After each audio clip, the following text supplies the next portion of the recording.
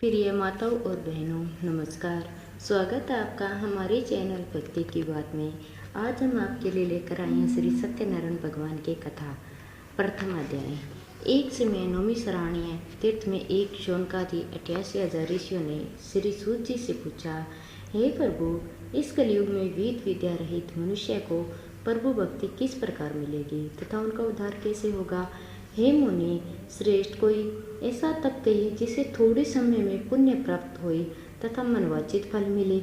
वह कथा सुनने के हमारी इच्छा है। सर्वशास्त्र ज्ञाता श्री सूत जी बोले, हे वैष्णवों, मैं पूज्य आप सबने प्राणियों के हित की बात पूछी है। अब मैं उस श्रेष्ठ व्रत का आप लोगों से कहूँगा जिस व्रत को नारद जी ने लक्ष्मी नारायण जी से पूछा था और श्री लक्ष्मीपति ने मुनि श्रेष्ठ नारद जी से कहा था, सो ध्यान से सुना। एक समय योगी राज नारद जी ने दूसरों के हित से इच्छा से अनेक लोगों में घूमते हुए मृत्यु लोक में आ पहुँचे।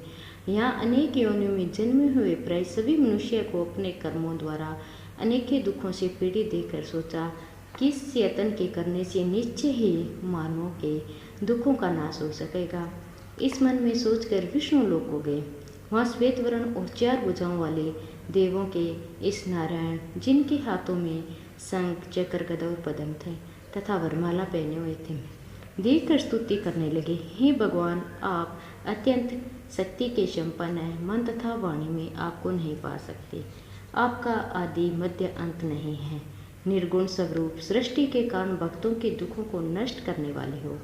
आपको मेरा नमस्कार। नारद जी ने इस प्रकार की स्तुति सुनकर विष्णु भगवान बोले, हे मुनि श्रेष्ठ, आपके मन में क्या है और आप किस काम के लिए आगमन हुआ है तथा निष्कोच कहो। तब नारद मुनि बोले, मृत्यु लोक में सब मनुष्य से जो अनेक योनियों में पैदा हुए हैं, अपने अपने कर्मों के द्वारा अनेक प्रकार के दुखों से दुखी हो रहे हैं। हे नाथ, मुझ पर दया रखते हुए बताइए, उन मनुष्यों के सब दुख थोड़े से ही प्रयत्न से कैसे दूर हो सकते हैं। श्री भगवान जी बोले, हे नारद, मनुष्य की भलाई के लिए तुमने बहुत अच्छी बात पूछी, जिसके करने से मनुष्य मुँह से छूट जाता है। मैं वह कहता हूँ, सुनो। पुण्य देने वाला स्वर्ग तथा मृत्यु लोक दोनों में दुर्लभ एक उत्तम व्रत है। आज मैं परमेश प्रेम रस होकर तुमसे कहता हूँ, श्री सत्यनारायण भगवान का यह व्रत अच्छी तरह विधान पूर्वक करके मनुष्य तुरंत ही यह सुख भोग कर मरने पर मोक्ष प्राप्त होता है। श्री भगवान के वचन सुनकर नारद मुनि बोले कि उस व्रत का फल क्या है और क्या विधान है, किसने ये व्रत किया था और किस दिन यह व्रत करना चाहिए, विस्तार से कहो।